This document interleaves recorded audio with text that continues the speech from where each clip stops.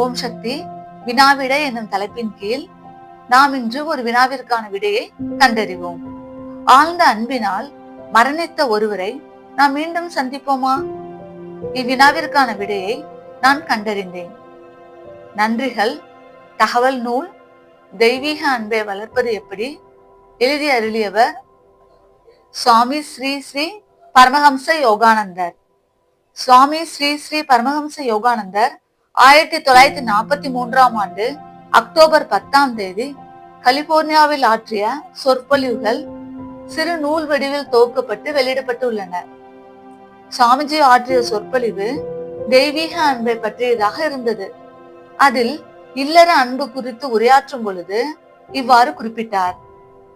அவர் கூறியதாவது: சுயநலமற்ற அன்புடைய ஒரு மனிதனை நான் இந்த நாட்டில் சந்தித்தேன்.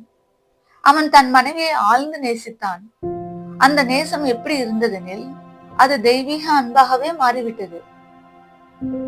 அவள் இறந்த பிறகு மீண்டும் அவளை காண்பதற்கான ஒரு வழியை தேடிக்கொண்டு அவன் பல வருடங்களாக அலைந்து திரிந்தான். இறுதியில் அதில் வெற்றி பெற்றான். அவன் முடிவில் அவளுக்காக அவன் வைத்திருந்த அன்பின் மூலம் இறைவனையே அடைந்தான். இதுதான் அவன் சாமிஜிக்கு சொன்ன விவரம். அவளுடைய மரணத்திற்கு பிறகு அவன் அலைந்து திரிந்து கொண்டிருந்த பொழுது இமயமலை சாரலில் ஒரு பெரிய மகானை அவன் தேடி கண்டான். அவன் அந்த மகானை தனக்கும் தன் மனைவிக்கும் சேர்த்தே ஆன்மீக உபதேசம் செய்ய வாக்களிக்குமாறு வற்புறுத்தினான். அப்படியே செய்வதாக அவனுக்கு வாக்குறுதி அளித்துவிட்டு அந்த மகான், உன் மனைவி எங்கே என்று கேட்டார். பிறகு இக்கணவன் அவள் மரணமடைந்து விட்டதாக கூறினார். இருந்த போதிலும் அந்த மகான் இருவருக்கும் சேர்த்தே உபதேசம் அளிப்பதாக கொடுத்த வாக்குறுதியை நிறைவேற்றினார். அவர் அம்மனிதனை தியானத்தில் அமருமாறு பணித்துவிட்டு அவனுடைய மனைவியை வருமாறு அழைக்க தொடங்கினார்.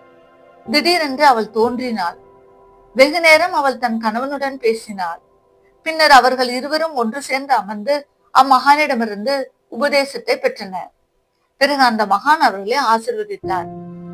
அதன் பின்னர் அவனது மனைவி புறப்பட்டு சென்றார். அக்கணத்திலிருந்து அந்த கணவன் மனைவி என்று தான் அறிந்திருந்த அந்த அன்புக்குரிய உருவம் உண்மையில் இறை உணர்வின் ஒரு தனிப்படுத்தப்பட்ட தோற்றம். ஒவ்வொரு மனிதனும் அவ்வாறே என்று உணர்ந்தான்.